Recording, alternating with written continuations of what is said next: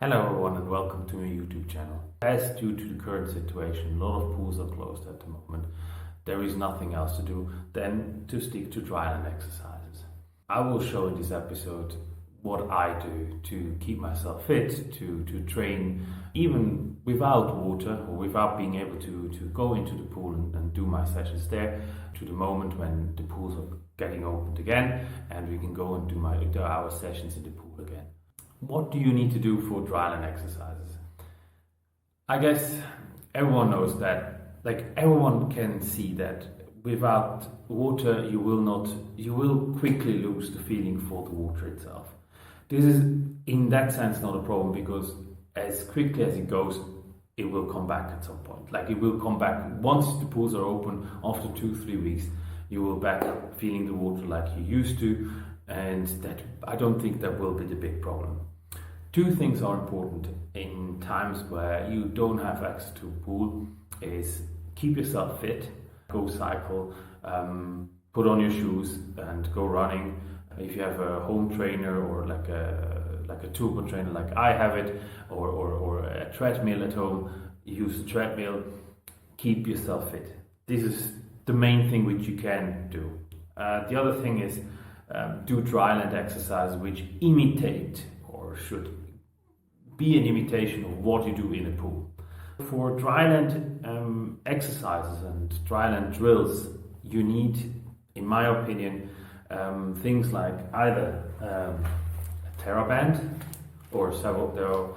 TheraBand is a rubber band like this. It's a long band which comes in different colors. Some are tougher, while some are easier, but they all do some sort of a trick. So the next one will be a rubber band like this here. It has an end which can be attached to a pole or something, and then at the end it has two handles which you can use then for the dryland exercises I show. The third one I have is this one here. It has also a handle here to attach it to a pole, so it's somewhere fixed in front of you, and it has two pedals on the other side. There's also a tool out there from a brand called Vasa. It's called the Vasa Trainer. It is also a very powerful tool, especially for swimming. It has its price. I mean, not everyone has access to that. I personally don't have one. I'm also thinking about getting one, but I personally don't have one. And for me, I think it also works with the tools I show you afterwards how to do it. Like I show you with the tools I have here. With the other one, obviously the Vasa Trainer, maybe look it up. I put it also in the comments below. It is a machine where it is a bit more imitating, or it's closer to the look and feel of swimming. First exercise would be to imitate a butterfly stroke. I show you right here. You catch in the front like you will go in the water. You keep a high elbow and push backwards. Go soft stroke back and pull back. I repeat that.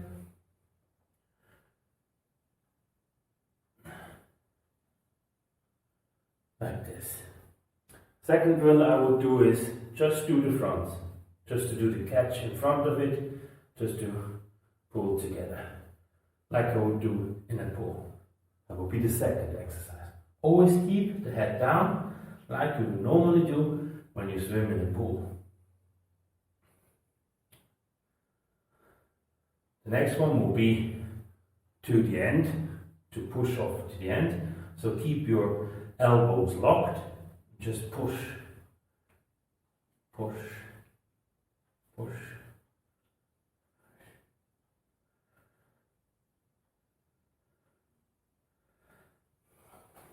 Then obviously this will be to imitate fly.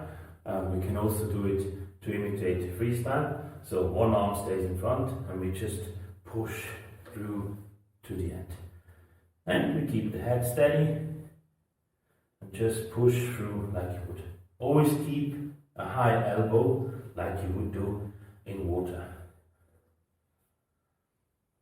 This also with the other arm, just to keep it the same way.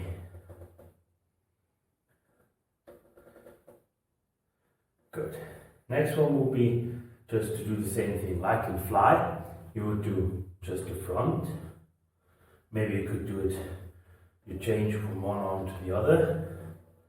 Just the front, you keep your elbows locked. Good. And then you do the same thing like in fly, you just alternate between the two arms.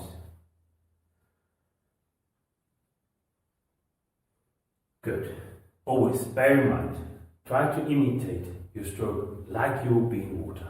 The next exercise which I always do is I take the bench which I used before to do this exercise. I place myself on the bench, I can hold here, keep my legs free, lift it up and do kicks. Just do kicks like I would do in a pool. Straight and nice. The same exercise I can do the other way around. Here I take a ball, stretch out my legs, do the same thing. Keep myself, my core muscles straight and steady, just kick. Next drill which I do is go down and up, down and up, down and up. And to not forget another one, what I usually can do, you can also do it outside, what is I go in the middle and then just try to jump and hold it. You can also jump it and then get into the position like I would push off the wall. Not that easy here, the ceiling is a bit too low, but really here you try again to jump as high as you can. And you can do it outside. You really try to push off, like jump off the ground and go into the position of a streamline position and just make yourself as thin as possible like you would do in water. The next one. Next few drills which I will do is on the ground. Another training I do before we have the kicks on the bench. Here we go on the ground.